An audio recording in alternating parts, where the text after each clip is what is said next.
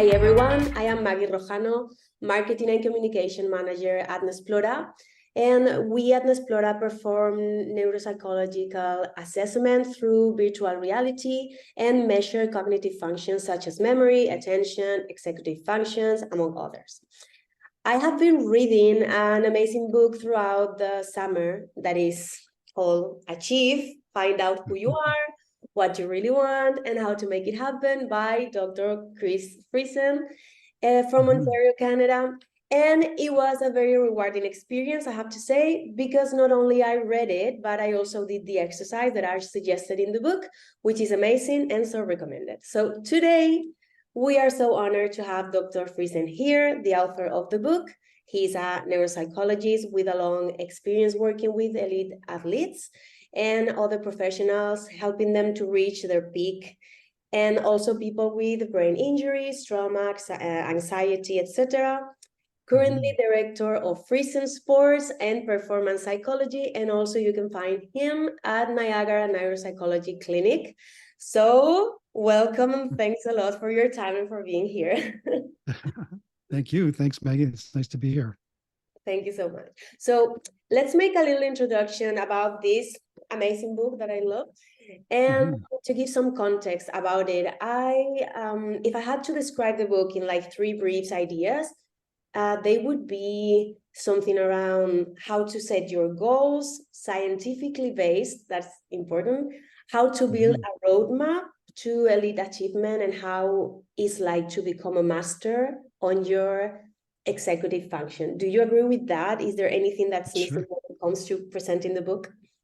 No, I think that does a really good job. The only thing I would add is one thing that's somewhat unique about the book is it focuses also on your personality as well, trying to figure out what we know as the 5-factor model of personality, or the big 5. And most people in psychology who've taken personality courses, or maybe psychology, first year psychology 101, will have heard of the big 5 because it's the most researched area of personality these days. So there's a little measure in the book, and it tries to make it somewhat customized to your personality.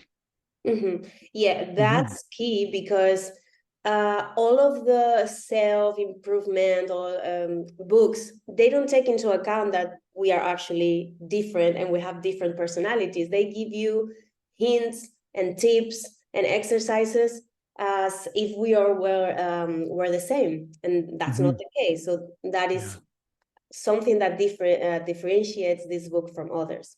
So the first question that I want to ask is, who is a high achiever? Is it a person who improves, or is the person that actually achieves the goal?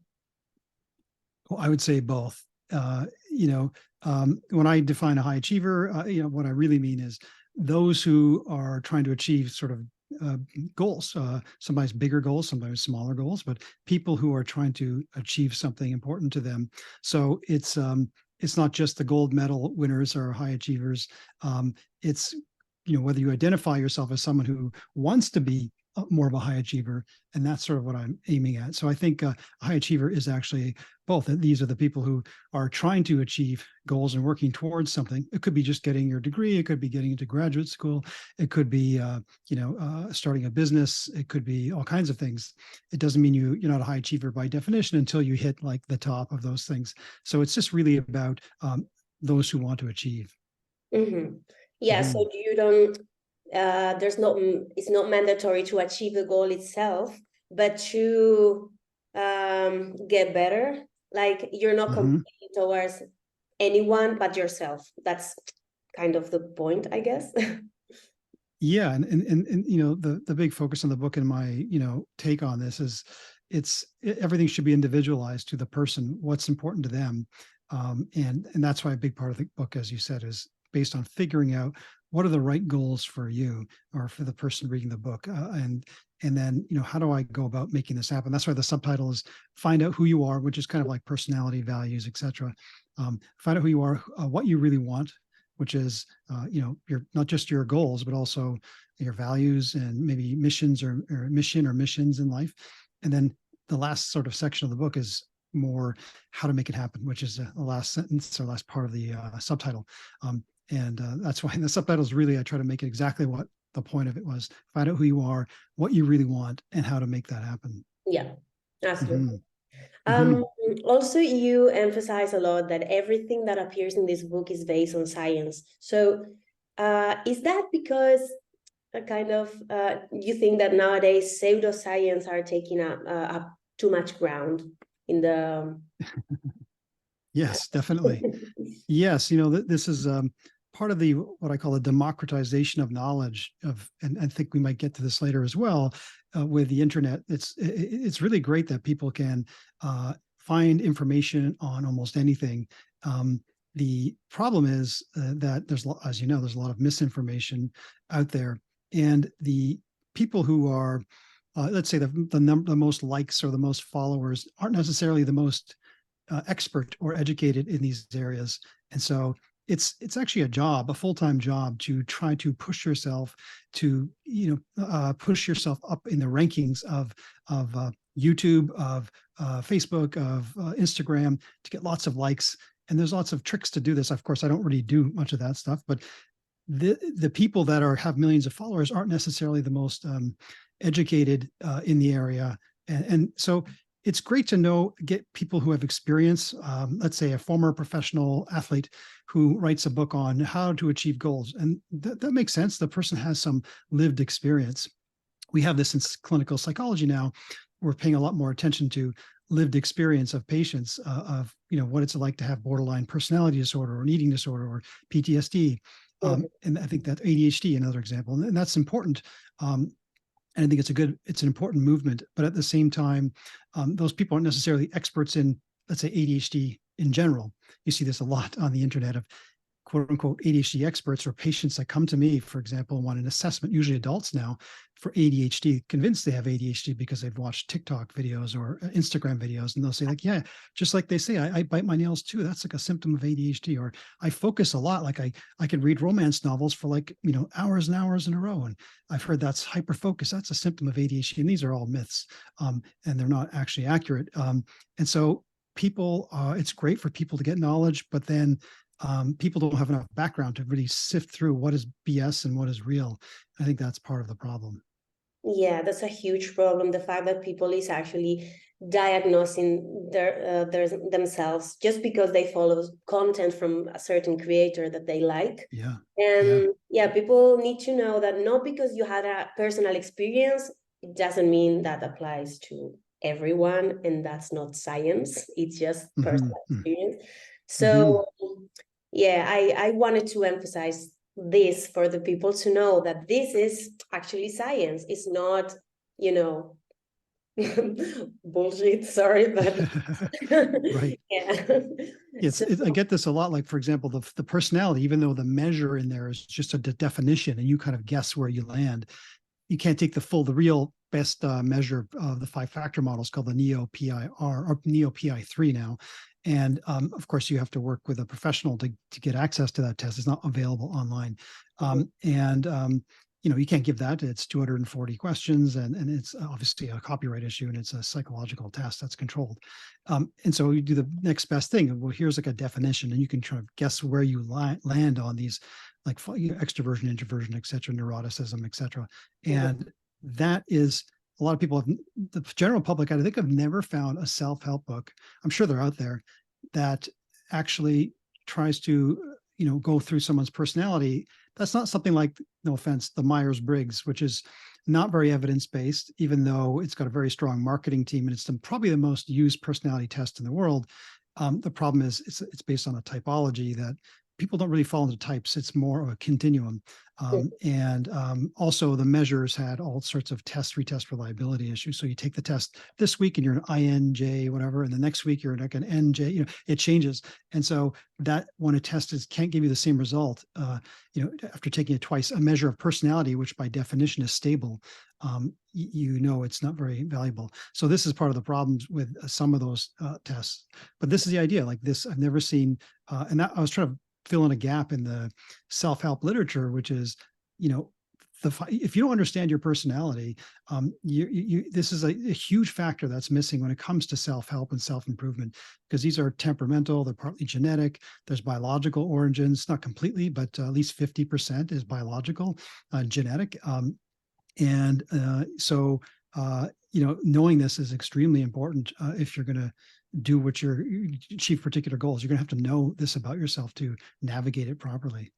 Yeah, so we agree. Mm-hmm. It's not that simple as they picture it. Yeah, So, yeah. yeah, sorry. No, that's it. Yeah, it's just a great Okay. line. Mm-hmm. Dr. Friesen, you have helped athletes, executives, entrepreneurs, etc., reach their maximum potential. And I am so curious about, what do you think would be the cognitive function among all that are in the brain kit that they have trained the most? Like, top 3 cognitive functions that you have developed with your clients the most. I am so curious about that. Yeah. So as I'm also a neuropsychologist, so I think in terms of the domains of cognition. By far, the most important one is executive functioning when it comes to this. I mean, they don't train this per se. They don't actually, go and do brain training games that do this, which not really sure if the data on whether you can improve working memory, executive functioning through cognitive training is not very strong. But the executive functioning is something that you can improve through strategies, and a lot of what's in the book is actually, as you probably noticed, is actually doing that. These are all forms of executive functioning. So what does executive functioning mean? This is our ability to plan, organize, to inhibit ourselves or stop ourselves from doing something we know we shouldn't do, to be self-disciplined. In other words, to get ourselves to do things we know we should do, which is different than impulsivity, which I just said is stopping yourself from doing things you shouldn't do, which has more of an emotional base. Impulsivity, people think, is more part of conscientiousness, the personality trait. In the book, I call it motivation and self-control. But it actually cross-loads and loads more on what I call susceptibility to negative emotions and stress, this personality dimension. In the literature, it's called emotional stability or neuroticism. And that's because impulsivity, again, stopping yourself from doing things you shouldn't do, like overeating, for example, has more to do with our difficulty tolerating the emotional distress that'll occur when you push the plate away, so to say. We use those impulsive behaviors to regulate our emotions. We don't feel good, so we go and spend some money. We ice cream, this sort of thing. This is like a culture teaches us to do this to some extent, but it also feels good. Whereas self-discipline is more of a conscientiousness or motivation issue, which is getting yourself to do things you don't feel like doing, like going to the gym or doing your taxes, or if you're a psychologist, working on that stack of reports that you need to work on. So these are, I do think it's really part of the executive functioning. Even emotion regulation technically can, depending on which definition you use, fall under executive functioning as well. So again, to plan, organize, inhibit, regulate emotions, thinking ahead, which is again part of planning, motivating yourself. These are all part of the executive functioning, or executive functions of the human brain. Mm-hmm. So are those executive functions the one that have the most improvement range, more than yes. So it's hard call. So if you're thinking of the different cognitive domains like visual spatial abilities or attention or processing speed or working memory, which some people say working memory is part of executive functioning, memory, things like this. In terms of what can you improve? Well, all of them you can use sort of strategy. Well, not all of them. The most, like memory, you can use all kinds of cues and things to make your memory.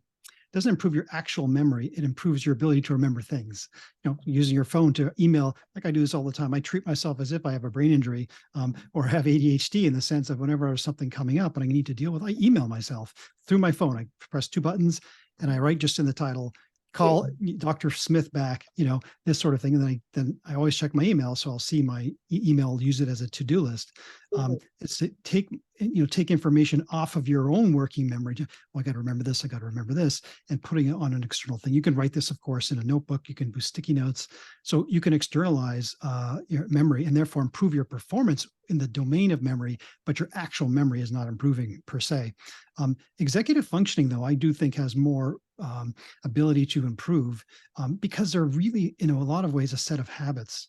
So when we start off with doing a new habit or new routine or new way of doing something, like for example, emailing myself, it starts off at a cognitive or a cortical level. It takes conscious effort and willpower to make happen. And so once you've done this a number of times, you don't have to remember, oh yeah, I should email myself. It just becomes an automatic thing. Something comes to your mind, you pick up your phone, and you're like, becomes more procedural memory or subcortical. And we know, I used to be a number of years ago now, a clinical postdoc at Baycrest Geriatric Hospital here in Toronto, where I wasn't technically involved with this particular group, but there was a program called, I forget the name of it now, it's a memory program, but for people, patients who have amnesia, like severe memory impairment. And what they've learned is that back then they were using, I think they're obviously using like iPhones now, but back then they were using like Palm Pilots and things like this. And what they were doing was teaching people with amnesia who have memory near zero memory to repeatedly use a Palm Pilot, for example, the calendar function, reminder function. And once you've trained them enough on it, again, they actually are able to remember it, because, with particular types of memory impairment, it actually affects it doesn't affect the procedural memory part.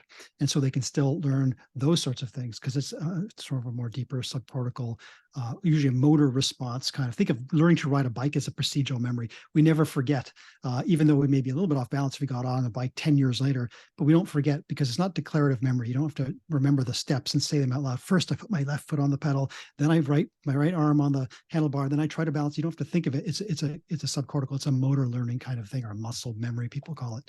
And so when we do a lot of the strategies, or for example, like I said, emailing yourself, using to-do notes, to-do lists, all those things, the more we do this, the more automatic they become habits, and therefore don't require willpower or cognitive effort to make to do, and therefore it becomes automatic. So I think in that way, your executive functions are a bit more neuroplastic in that sense. And so I think I think executive function would be the most quote unquote trainable cognitive function that there is. That is so interesting what you said about memory, because I am not a psychologist by any means, but I sometimes pay attention to that processes, and I can actually feel when I have jumped into the moment where I'm trying to memorize something, and next day it's a habit, and you can tell, like, okay, I have built a road, and now I'm just going through this road with no effort at all. And it is exactly so cool to feel it yourself. It's like, okay, I have a new superpower now. So that's right. Once it's learned. Yeah. That's it. Like, it's there forever. Going back to the book, I think, if I'm not wrong, the book, it was written in 2016, right? Yeah, it was written 2015, published 2016. Okay. Yeah. I would like to know, since it's been a while, what new strategy or a little nuance would you add to the book today in 2023? I guess you have many ideas right now about this, but maybe just one or two that you would say, I would definitely say this in the book. Well, I would say the number one thing that I work on with clients and patients, and that I didn't have conceptualized back then, was something I'm calling, again, I will put a caveat here. Everyone in psychology likes to reinvent the wheel and say they've invented something new. So this, I'm sure, has got a name that I have not come across, but I'm sure I didn't invent this from scratch. But I call it the law of contrasting. And what that means is it's a way to be more effective during the day. So, for example, during the pandemic, I had a lot of high achieving clients that were now working from home or working on businesses, and they were not going into the office, and they had to motivate themselves. I also had parents contacting me and saying, their child is in virtual schooling and they have a hard time sitting down, and for virtual school, they seem not interested and they don't want to do it. And so I thought about it long and hard, and I do relay this idea to clients these days. I call it the law of contrasting. So it's basically this. I explain it on a different level, psychological and a neurological level. I say, for example, if you drink, if you eat some chocolate, let me just ask you, if you eat some chocolate and then you try to drink orange juice, what happens to the taste of the orange juice? when you eat chocolate and then you drink orange juice. Yeah. I don't know, but Or it some, tastes different. it'll taste different. Yeah, what'll happen is you will not taste sweet anymore. It'll taste more sour. And the reason is the neurons or the sensory neurons on your tongue get oversaturated by the high sugar content of the chocolate, for example. And then relative to the orange juice, which is normally quite sweet compared to drinking water or something, or not having any food for an hour, it'll taste basically bitter. It will lose that sweet taste. And that has to do with the oversaturation of the sensory system there. Another example. So on a psychological level, I'll give you an example. It's probably easier to think of it this way. So for example, with the kids who are having trouble with getting ready at 8:30 in the morning for virtual school, they didn't want to sit down. They were really uncooperative. So I'd ask the parents, let's say the child's name is Billy. I'll say, what is Billy doing between 7:30 a.m. and 8:30 a.m.? In other words, when they wake up and before they get on the virtual schooling, and they'll say, oh, little Billy, oh, he plays on his, console, his video game, Nintendo, or whatever it may be. And I say, aha, okay. So I say, for example, using a food analogy again, would you give your child, a young child, would you give them ice cream and then say, after you eat the ice cream, I want you to have this plain raw broccoli? Would you do that if you have a child? Would you say, is that a good idea? Would that work out well, do you think? Yeah, in comparison, going to school when you have been playing Nintendo 5 Yeah, years ago, it's hell. that's right. And so it's a contrast. And so that's what we call the law of contrasting. And so, for example, if you gave a child ice cream and then they eat broccoli, the broccoli is going to taste really, really bad. If they ate the broccoli first and then had the ice cream, the broccoli is not going to taste as bad because it's not relative to the ice cream at this point. And this is why people have dessert after dinner. You don't have the dessert and then let's eat salad. And, we have the tastiest things last. There's a reason why you have the most playing things first and the more tasty things last, usually. It makes it because each one is getting increased and you're not oversaturating your taste buds. So it's the same thing like you're saying. If they're playing video games, they're in this highly dopaminergic, exciting game that's super stimulating. And then they're asking them to sit down and do something extremely boring. And so the law of contrasting is this idea that if you want to be effective during your day, what you need to do is do the hardest, boringest things first in your day, especially these people working from home. So I ask people, what are you doing? Because they have a hard time sitting down and doing their work. I said, what are you doing? I'm on now, watching YouTube and stuff like this. I'm looking at Instagram. I said, okay, this is the trick. This is hard to do. It takes some willpower, but you need to reverse this. You need to take all the things that seem really fun and exciting that you're doing, like while you're eating breakfast or whatever, and do not do those until you've finished the more difficult tasks. And then there's a number of things that go on. First of all, the lack of basically, as you increase, you do the most simplest things first or the more boring things first. It's not in contrast to anything because you haven't done something really exciting first before that. So therefore it won't be as painful to do. And also there's a psychological component, which is I do difficult things and therefore I reward myself after with the funner, easier things. And it sounds so simple, but you can just think of it on this neurological and psychological level.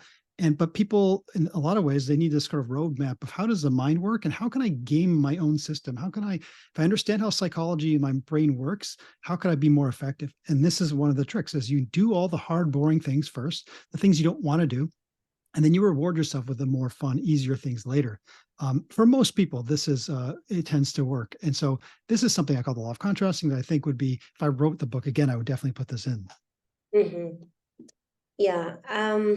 I know what you mean. And today it seems like this is even harder because we are so used to having everything at the moment, social media and everything. So it's so hard to postpone the reward. So this is definitely something we have to work on much harder nowadays. I do think, exactly. I do think, and I think you might be interested in this, which is the social media. How has it affected our ability to achieve things? And this is one of the reasons I think it's had a very negative effect on our ability to achieve, which is, like you said, the absolute instant readiness to have the very pleasurable, interesting things at your fingertips within milliseconds. And this is part of technology. Well, technology is great. Everything's a double-edged sword. It's great in that, wow, we can get access. We don't have to wait. We don't have to press a button and wait 30 seconds for it to download anymore. It comes very fast. But the downside of this is it trains our brains to get used to this as the norm. This is normal. And then when we have to wait, like at a line or something, we feel very, don't have a lot of distress tolerance. We're not used to that. And of course, it is a serious problem with high achievers or people's ability to achieve goals, because we can be entertained away.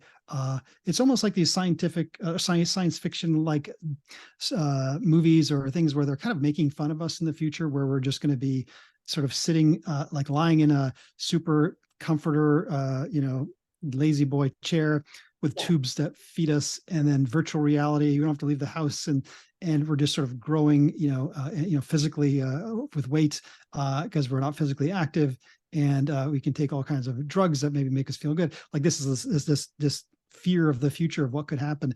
But of course, none of these happen like overnight. We're slowly becoming more and more and more like this. And technology is almost always reducing discomfort, which is good because, first of all, let's say you invent glasses for people who can't see. Well, that reduces problems for them. That's great. But we just keep going. How can we make things easier and easier and easier and easier and easier?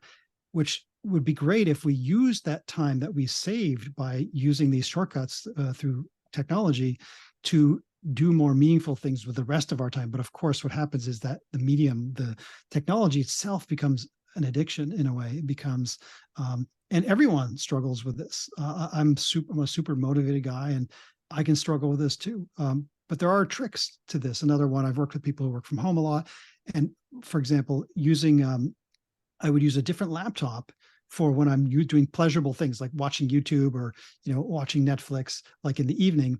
Then as opposed to my work computer, I would not use the same computer, and I wouldn't. So this is, for example, my home office. So I'd be in my home office here. I don't watch TV or play video games, or I don't play games, but like things like this, I would not, because then I start to associate when I sit here. Oh, if I press this button, I can watch something fun, or I could play a video game. And no, when I come here and I'm in this office, I do work. This is a work room. And then when I do something else, like when I'm downstairs on my couch, I have a laptop and I look at my laptop to do fun things. I don't do really work on that. And not everyone has the luxury of having multiple computers in multiple rooms, but there are even things, for example, when you work from home, is to dress up, like wear your work clothes, wear your shoes. And you just feel a little bit different, like you're in work mode. And when you're done work, you put on your comfy clothes, and that can really help differentiate. And I know the pandemic isn't as bad as it was today that it was in the past in terms of people working from home, but I still think understanding that our brains associate things together. So if I associate this computer with watching YouTube, this is going to be difficult. I'm going to have to use my willpower every time I'm working and there's a break to not check those things. But if I've never checked YouTube on this computer, and I don't have an app for YouTube, that's just a button on the bottom of my screen, I don't have that, and that makes it a lot easier. But this takes forethought, it takes planning, it takes executive functioning to examine what is screwing up my life and what can I do to reduce this. And remember that we are becoming victims to this whole system that's really designed to improve technology, but of course it's mostly due to advertising. It's people, when the more you're on this, the more likely you're to buy particular products that are being advertised to you. So it's a constant battle, I think, for everybody these days. Is this issue of how do I stay effective or achieve things when there's so many distractions? Yeah. I completely relate to all of that, and we really do have to find little tricks here and there to escape this trap. Let's say. I had a few questions on social media and how they affect us as achievers, but you just answered everything that I was curious about. Just one thing. When I was reading the book, I really stopped when you were talking about the outcome goals and the process goals. And I was just thinking that social media is a huge part of the problem of getting too stuck in the outcome goals and not working on the process goals because of that reason that you have just explained.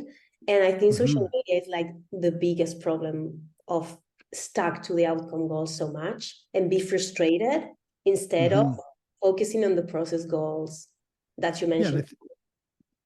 I think one of the problems in that realm is you see people and I say this in a joking way, but if let's say people document their lives now on social media in various ways, you all do, like take a picture. If you looked at my Facebook page, for example, like the last probably picture I took was when I got a car 5 years ago, right? And so, but I don't take pictures of myself when I'm, grumpy, in pain, tired, that would just people don't really want to see that. But then all we see is everyone when they've achieved all these goals. Look at this new car I got. Look at this new job. Look how happy I'm. Look, I'm in Portugal. You know what I mean? I'm on vacation.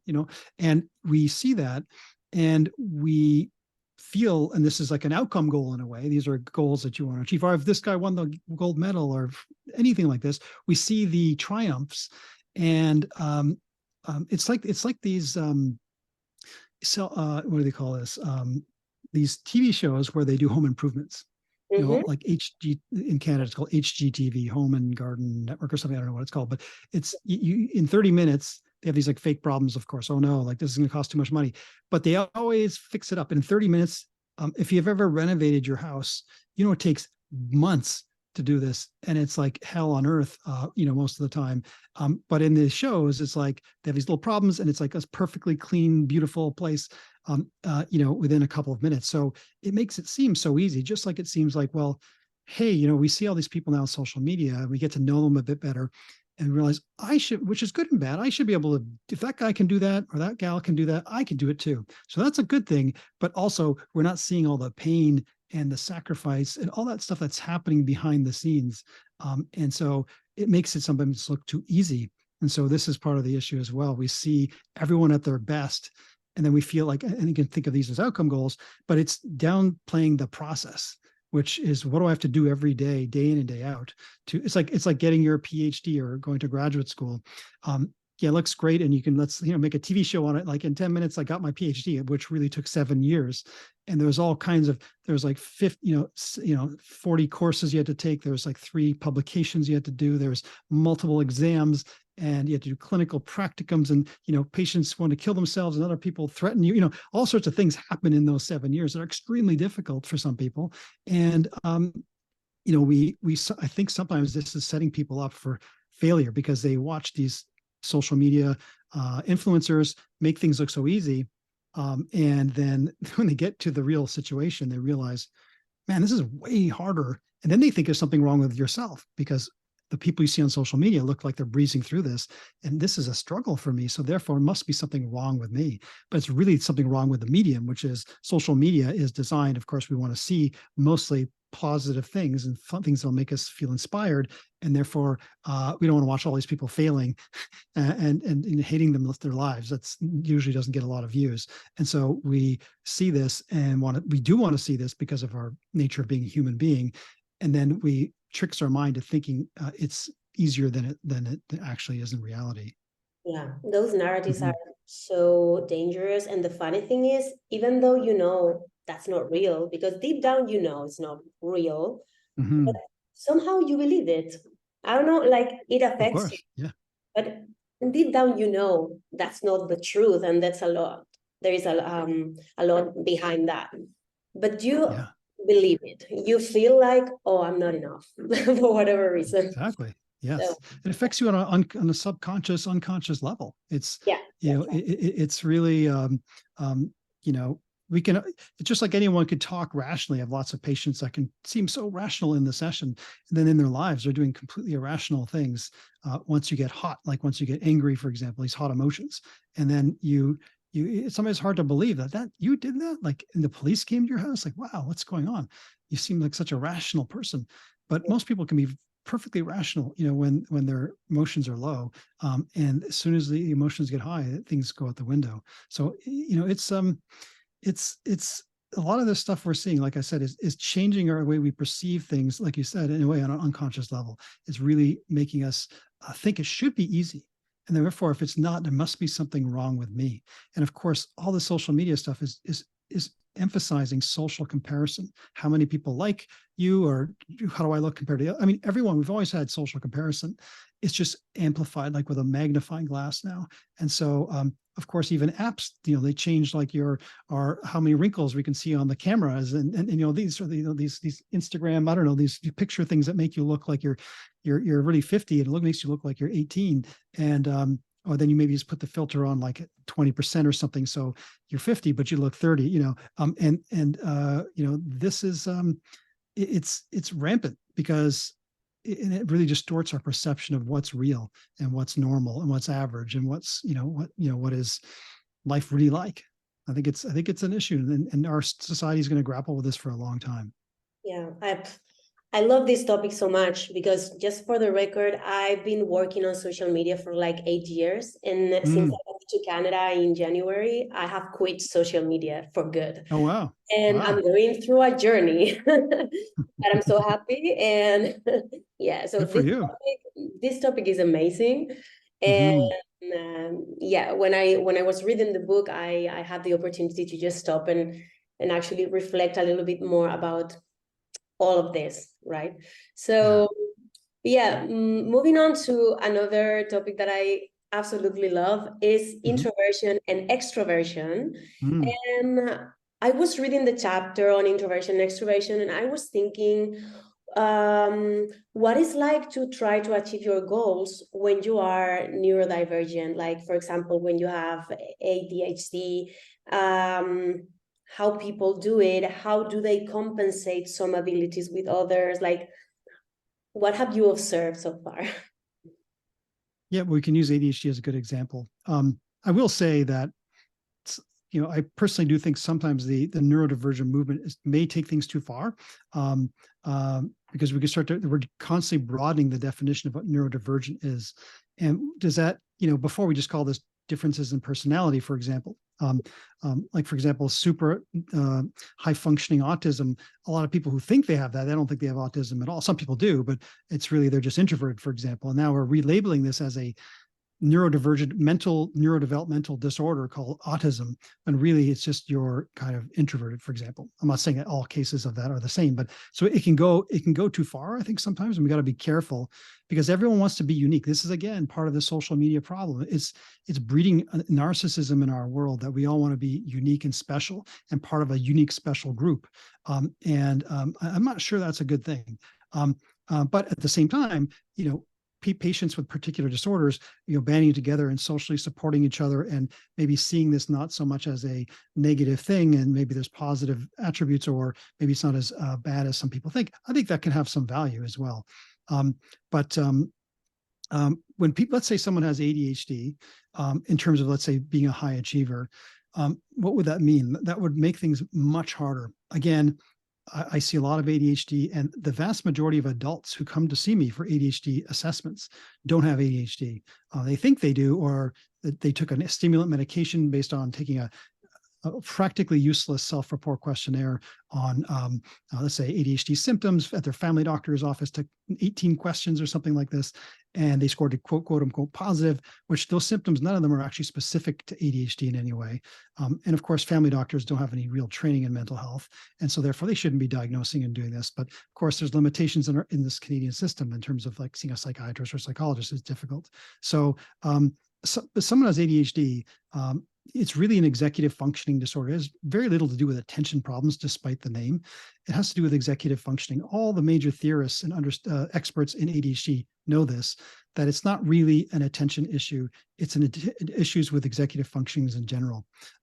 So as an example, if you think of the book, The Conscientiousness or Motivation and Self-Control Personality Dimension, everybody with ADHD pretty much is low on conscientiousness or motivation and self-control by definition. But not everyone who's low on that personality trait has ADHD, although in today's day and age, anyone low on this trait perceives themselves as having ADHD based on this idea of neurodivergence. And it's like, they hear these things, but it's to be diagnosed with a mental disorder that's actually a neurodevelopmental disorder. You have to have symptoms as a child. You have to have basically significant impairment in multiple areas of your life, or it's not a diagnosis.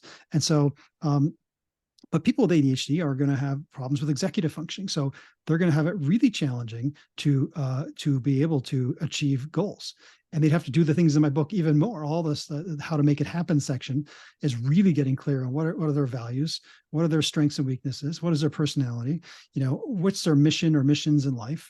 And then once you figure that out, what are your goals? Like what do I want to do? And then you start off with your goals of when I retire, what do I want to have achieved? Not what I want to achieve next week. Then you work your way backwards from there. And then how do I get myself to do this on a day-to-day basis? So all those things I talk about, the idea of using to-do lists. I have a YouTube channel and I talk about a lot of these strategies that are in the book on the channel as well. What are these strategies like to-do lists? When should I use them? How should I use them? The law of contrasting, which is not on my YouTube yet or in my book, but this idea, you're going to have to really want to do all these things. And people with the real diagnosis of ADHD who tend to basically the vast majority of under arousal of their front part of their brain, you can see these caps here. So we do quantitative EEGs with patients with ADHD, for example, and we compare people's, we don't use this on its own to diagnose, but it's just one more piece besides all the self-report, looking at their educational records, getting family members to rate them on things, looking at personality, looking at psychopathology, all these things together. We do psychophysiological stress testing, all sorts of things. And we look at the brain maps and about 85 to 90% of people with ADHD, with the real neurodevelopmental disorder, ADHD, have excessive slow wave or under arousal in the central and front part of their brain. Their frontal executive network is the area that's under aroused. And this is why medication for ADHD, all the main medications are stimulant medications, which speed the brain up. I see a lot of people coming in who think they have ADHD, but they have the opposite profile. They have excessive activity in the brain and they are really anxious. This is what it is. It's actually high neuroticism or susceptibility to negative emotions and stress. So they have trouble focusing and they have trouble motivating themselves, but not for the neurodevelopmental reason of ADHD. They have an over-aroused nervous system. And therefore, if you take a stimulant medication, a lot of these people are going to have all kinds of side effects. Can't sleep, can't eat, right? Lose weight, feel more anxious, nervous, irritable, stomach problems. And this is because your brain is either over-aroused or normally aroused. And then you take this medication that speeds it up even more. And that's basically giving someone anxiety. And so it's going to usually make them worse. But people with the real ADHD, if medication can be life-saving, it could be life-changing because it can basically almost fix that neurodevelopmental problem, which is under-arousal, under-activation of the front part of the brain. It doesn't like 100% fix it, but of all the psychiatric medications, ADHD medication has the strongest effect size when you think of research and statistics. How much of a change does it make? And it's ADHD medication outperforms antipsychotics, outperforms anti-anxiety medication, outperforms antidepressant medication. And so this is the people who really have ADHD can really be life-changing to take these medications. And someone who wants to be a high achiever who has the real form of ADHD is going to have, they probably want to take medication like a stimulant like Adderall, Vyvanse, Concerta, Ritalin, these sorts of things. And that will probably make a huge difference. But they're going to still have to work on those strategies. And like we said earlier, is make them go from cortical to subcortical, go from effortful willpower strategy to subcortical. In other words, doesn't take any effort. It's an automatic procedural thing. Every day when I get up, I do this. I don't have to make myself or force myself to do it. I just know whenever I have to remember something, I email myself instantly. My hand just picks up my phone and starts to do it. Like this is the idea. And it'll take more work, but I still think people with ADHD can be high achievers, but they're going to have to be really aware of these deficits and how to overcome them. Mm-hmm. Mm-hmm. That's so interesting. So leaving aside the fact that there are millions of people overdiagnosed with ADHD, we could tell like there are strategies for everyone, neurodivergent, people at any age, people with high capacities, for example, like there are strategies for everyone who wants to be a high achiever, right? Yeah, that's right. I mean, there's limitations, of course. Yeah. And I say this in the book, and I'm not talking about, I don't use the word neurodivergent in the book, but think of personality as well. Like if you're extremely introverted and, you want to be, an influencer, let's say, and you'd think, well, that doesn't suit me, therefore I can't do that. And let's say you want to be an influencer in the realm. I think I use this example in the book on basketball or something. You love basketball, you could do a podcast as opposed to being Tony Robbins, like going around and front of gigantic teams and everyone, and then maybe that's too stimulating for an introvert or someone who's high on introversion.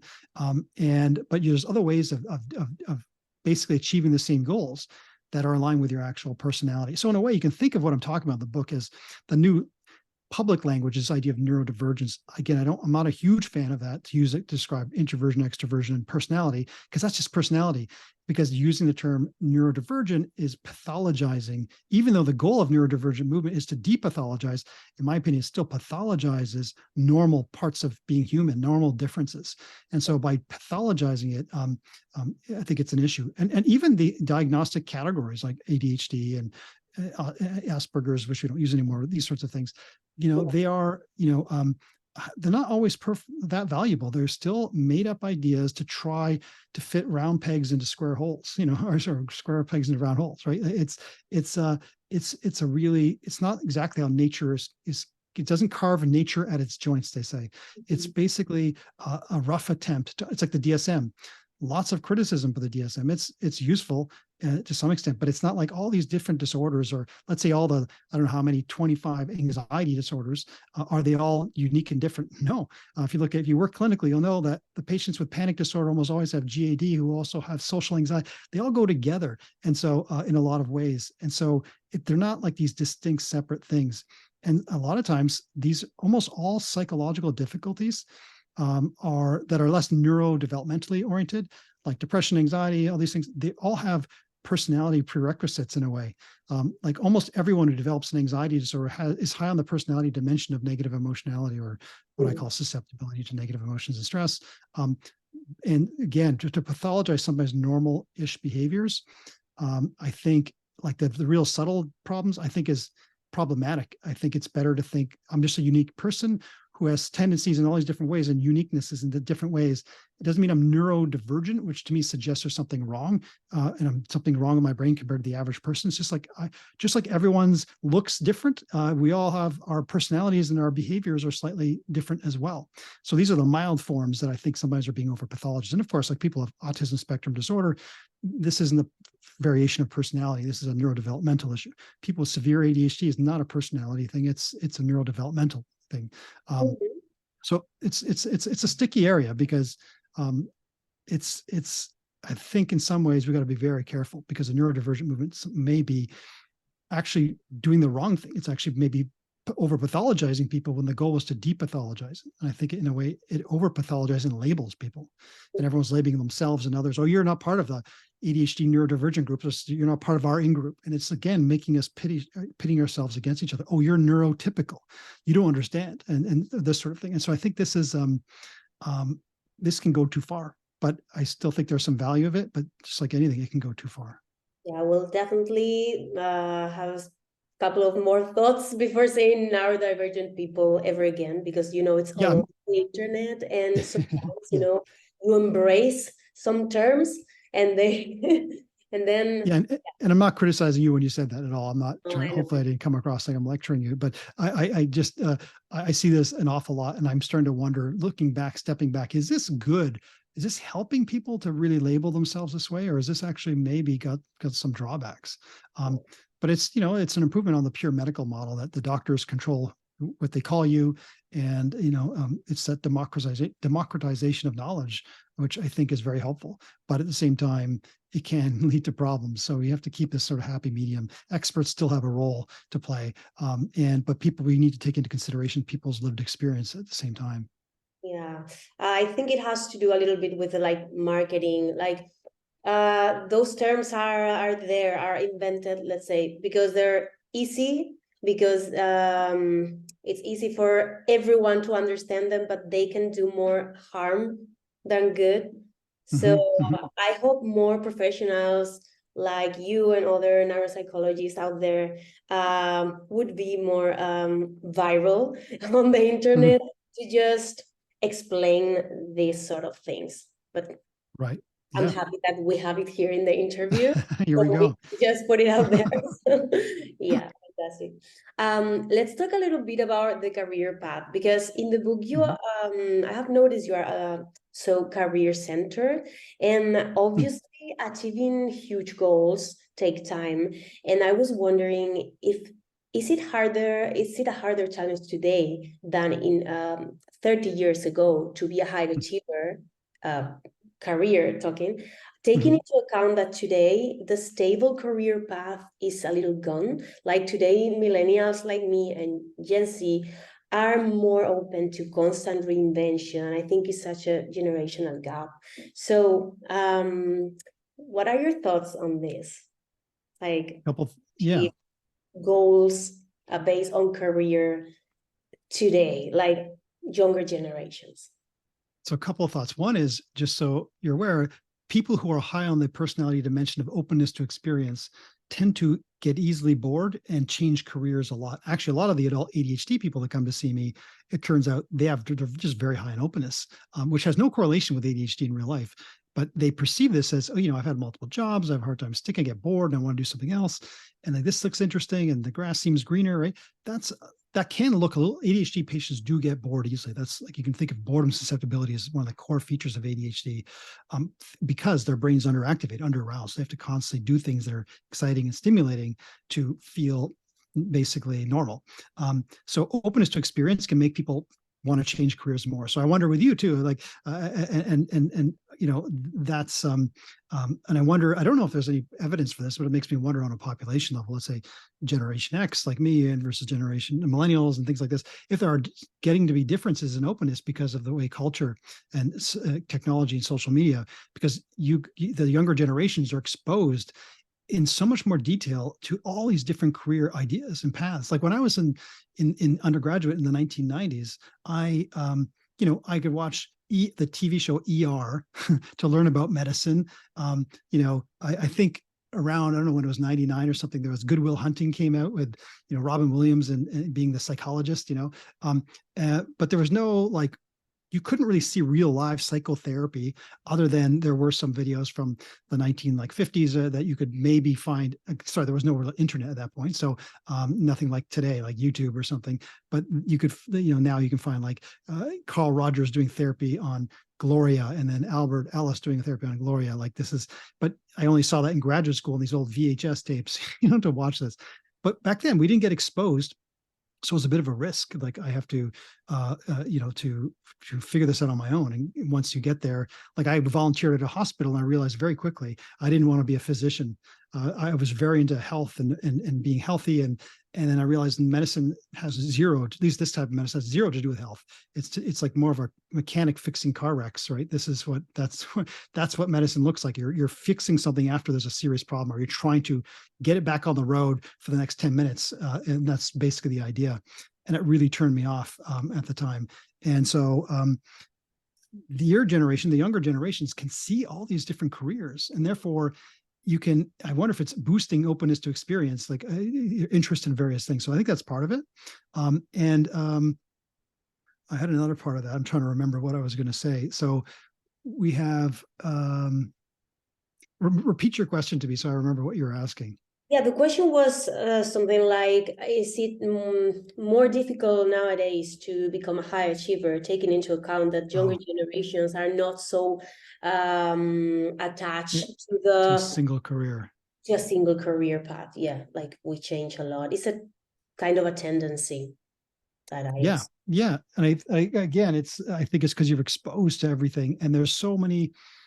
This is capitalism, and it's in the good parts, is good and bad parts of extreme capitalism. But like, you can be trained on anything. If you have money, you can go and become a psychologist in America, and maybe not so much in Canada, but in the United States, you can for sure do that.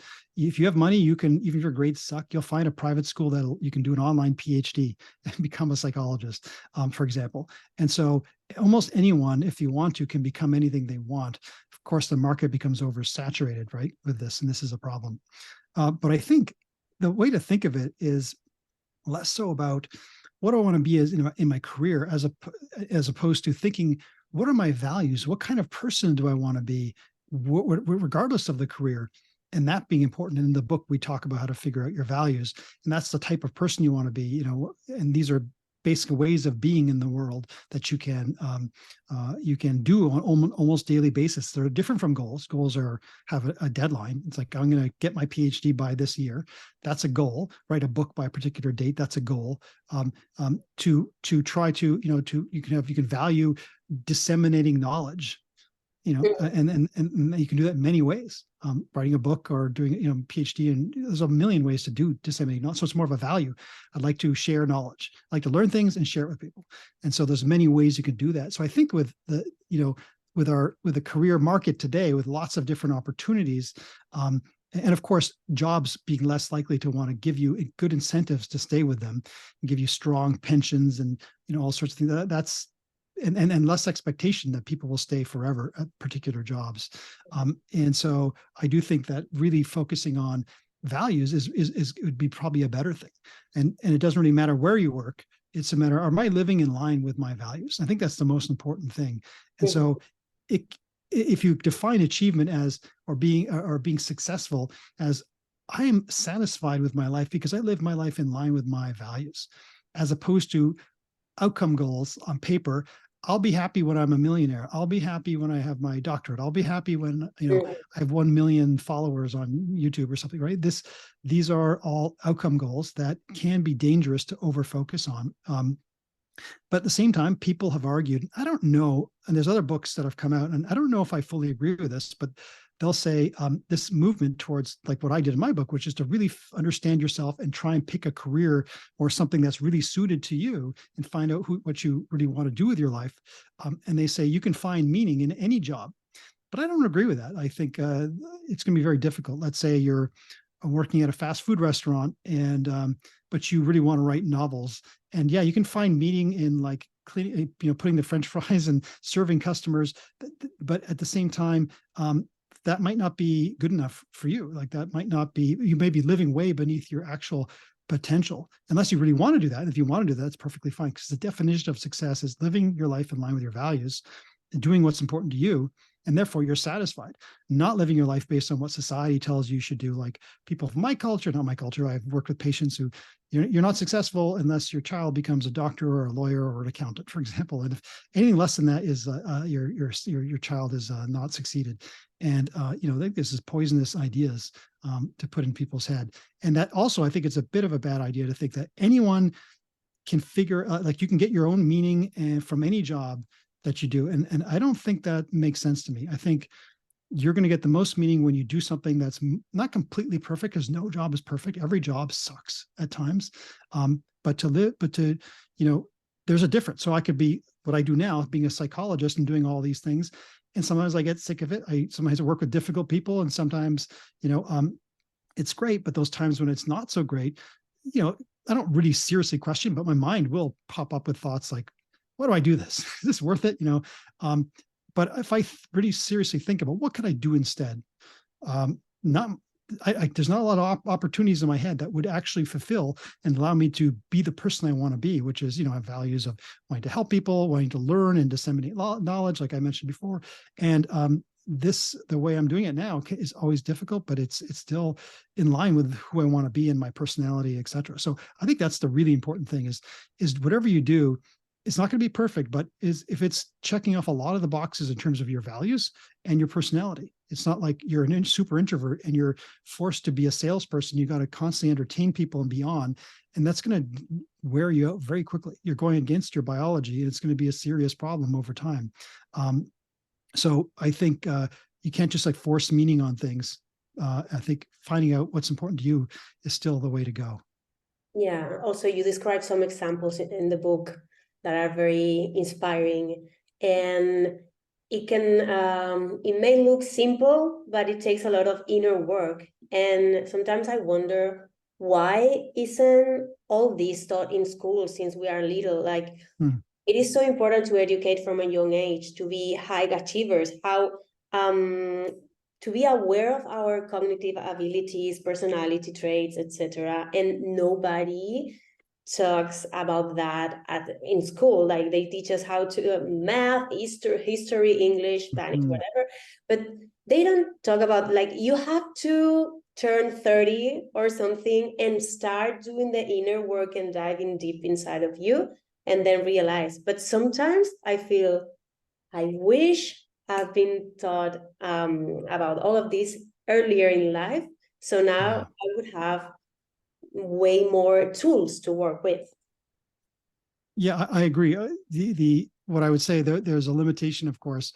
You don't want to really be teaching little kids about personality or intelligence, and because those things are still forming, right? Even it's okay to learn about what's memory and what's executive functioning and regulation, and those are important. But at the same time, I'm not saying you're saying this, but what could go wrong in schools is teachers sort of focus, well, everyone's different in their personalities. And then, oh yeah, they'll start to label each other. You're introverted, I'm extroverted. Then you start to have this self-fulfilling prophecy when your personality is more malleable at that time in your life.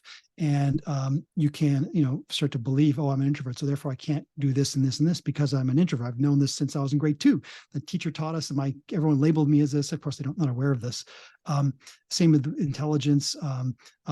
But the tools of self-regulation and executive functioning and emotional regulation, those I think could be trained. And then, of course, there is a little bit of attempt to do this, like, at the end of high school, I guess, for some people, it's not mandatory, at least here in Canada, but I guess there was a guidance counselor. You could technically, I guess, go and say, look, can you help me do like a vocational assessment? And they may give you some questionnaires of personality. Again, they're not psychologists, so they're not really experts in this, but and maybe some vocational interest inventories. I talk about one in there in the book called the Jackson Vocational Interest Survey, which is one of the big ones. And that could be helpful for some people. But these, I do think it could be useful. But I think, as you saw in the book, there's a lot of questions that I think are more helpful. Like, what did I do? Like, what was really interesting to me as a kid, or what do I, when I do things, like what comes really easy to me, or what's difficult, to help you really figure out like what kind of lifestyle you want to live. And these more open-ended questions could be more helpful sometimes than a personality questionnaire, because it could box you in.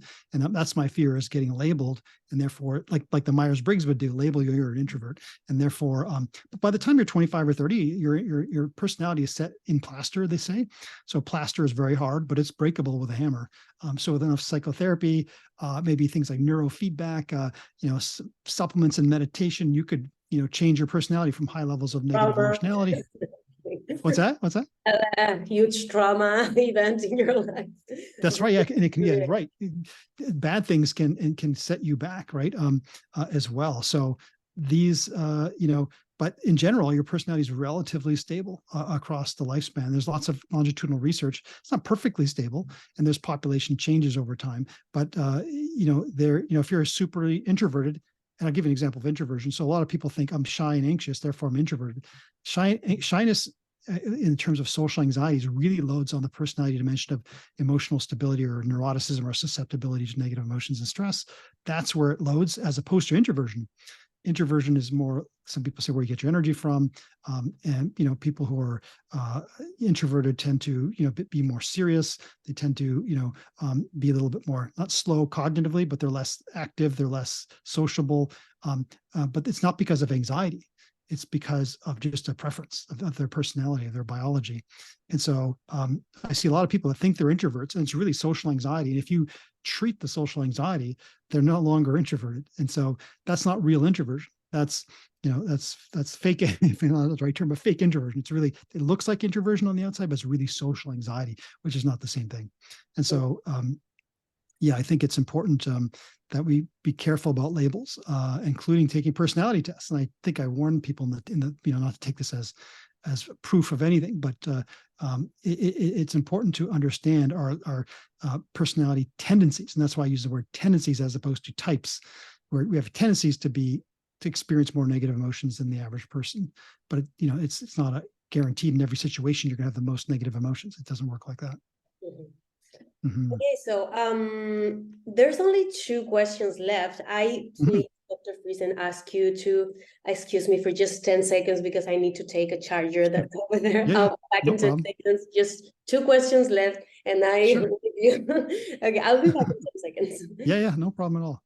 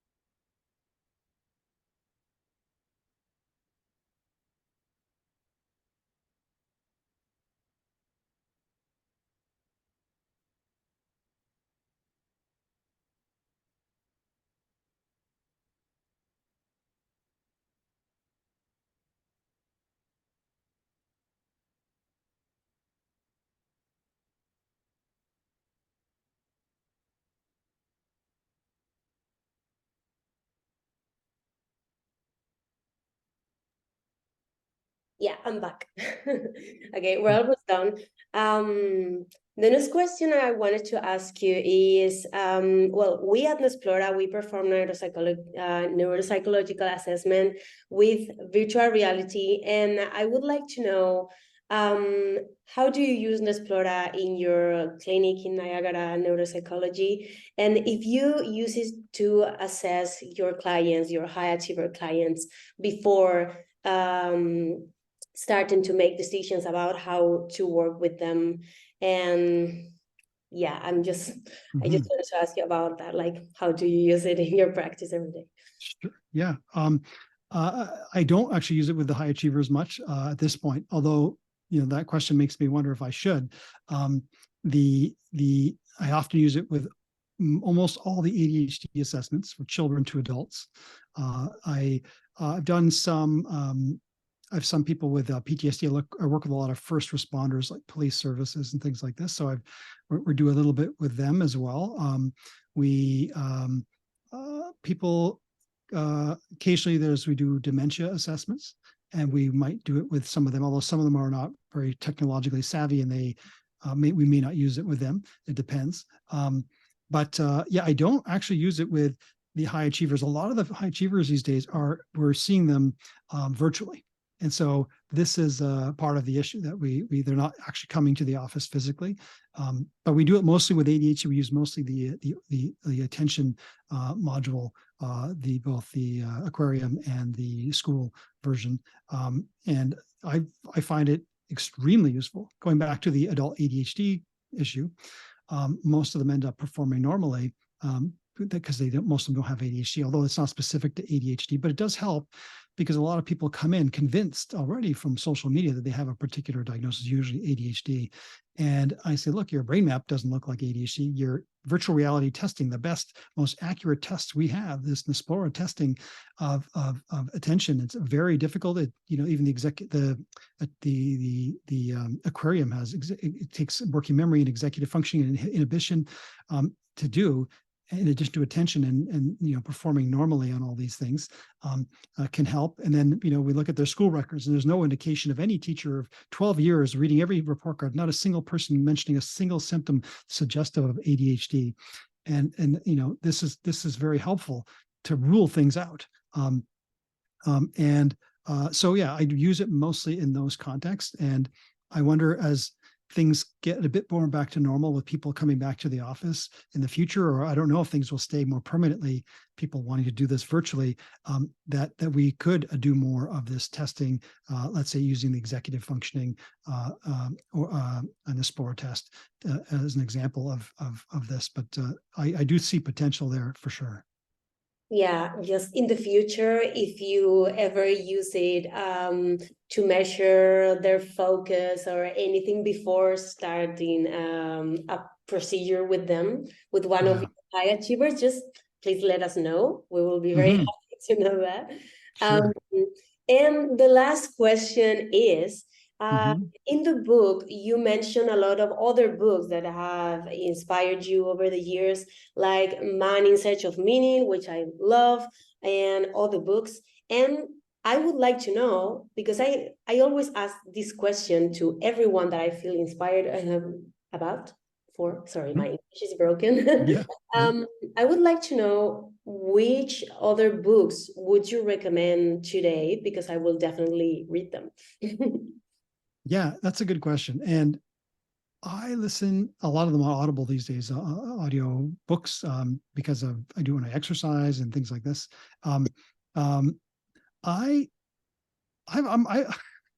This sounds snobbish, but I have a hard time finding books that I feel like, oh, this is great. For a lot of the books, I've not been overly impressed. That's kind of like the motivation for my book as well, was just like I see holes in other books, and not that my book doesn't have problems, but of course I'm sure it does. Someone else could read it and find lots of issues they don't think is very good. But there were, again, a lot of holes, like generic recommendations, like you were saying earlier, for everybody, as if everyone's the same, things like this. When I recommend books, there's certain books that really stick out, though. Which one I mentioned in the book is Stephen Covey's 7 Habits of Highly Effective People. This is a book from the late 1980s. I do believe it's the most I think it's one of the top, if not the top, self-help book of all time. Stephen Covey passed away in a bicycle accident. I don't know, maybe 7 years ago or something like this. You'll see, if you read the 7 Habits and you read my book, you'll see there's commonalities. I read that book when I was 16 or 17, and it completely changed my life. If you think of it, it's really an executive functioning manual in a way. Not so much strategy based, but more looking at the long term, these sorts of things. And I was very impressed compared to other self-help books. Other books that I think can be important or useful. There's a subfield within psychology, a type of therapy called acceptance and commitment therapy, or ACT. Some people say ACT, but it's not ACT, it's ACT. And this is it's an offshoot in a way of CBT. It's third wave behavioral therapy. Has to do with understanding what your values are. You can see there's elements of this in my book. Learning to accept things like accept the fact that your mind produces unhelpful thoughts, these sorts of things. And there are a couple of books that are written for the public that I often recommend to clients and patients. And one is called The Happiness Trap by Russ Harris. Okay. Yep, The Happiness Trap. And that's quite good. There's actually an illustrated version of it as well. And that's quite good. There is another one, same author, Russ Harris, has a book called The Reality Slap. You can see these all sound kind of similar. A reality slap is more if you have something bad happening to you in your life. It's basically how to apply ACT principles to deal with, for example, trauma or big setbacks. And then the next one is called The Confidence Gap. And again, by Russ Harris. And this is a great book. It's more about anxiety and confidence as opposed to happiness. And they're self-help books written for the general public. And so they're easy to understand. And Russ Harris is an ACT educator. He's also an ACT therapist. He's a physician from, I think he's living in Australia, but I believe he was born in England, but I'm not 100% sure on that. And these books, I think, can be quite helpful because biggest problem, of course, with the clients I see, most clients come to me when there's something not going right and they're distressed. So this is what motivates people to pay people like me to help them. If they're not distressed, they're not motivated to do anything. So they often are getting hooked or pushed around by unhelpful thinking. And ACT is very, a lot of it's based on helping you not get pushed around by unhelpful thinking, not getting hooked or fused with unhelpful thinking, and returning your attention back to the present moment and living your life in line with your goals and values, as opposed to being reactionary, learning to stop avoiding things, these sorts of things. And so it's quite helpful. High achievers that I work with can really resonate with this because it's really, in a way, again, it's all executive functioning. Teaches mindfulness, but not like meditating necessarily, but it sort of takes a number of things from different areas and puts them together in a package in a way that's really helpful. So Russ Harris, Confidence Gap, Happiness Trap, and Reality Slap are some really good books, depending on what you're struggling with. So those are some of the better ones. There are like sports psychology specific books. I can't think of the titles off the top of my head. Some of them I'm not really impressed with. Some of them are, it's the basics of sports psychology that can be useful. But there's very few that I read. I'm like, wow, I wish I wrote this book, or I got to save this for clients and give it to them. If people have ADHD, I often recommend Russell Barkley, who's the big person in ADHD research. He has a lot of books for parenting, ADHD, adult ADHD, helping, all sorts of things like this. Lots of books. He probably has like 20 books. Some of them are academic books, some are self-help books. And these are, depending on the issue that comes forward, these are the books I usually recommend to people. Great. Well, thank you so much for the recommendations. I will definitely read them. The 7 Habits of Highly Effective People, I read it back in 2019, I think, and it made a huge impact on me as well. So I definitely go with the other 3 books that you have recommended. And well, this is the end of the interview. So thank you so much, Dr. Friesen, for joining us today. And I hope to see you soon in your YouTube channel, podcasts, etc. I will be following your journey. And thank you so much again. No problem. Thanks for having me.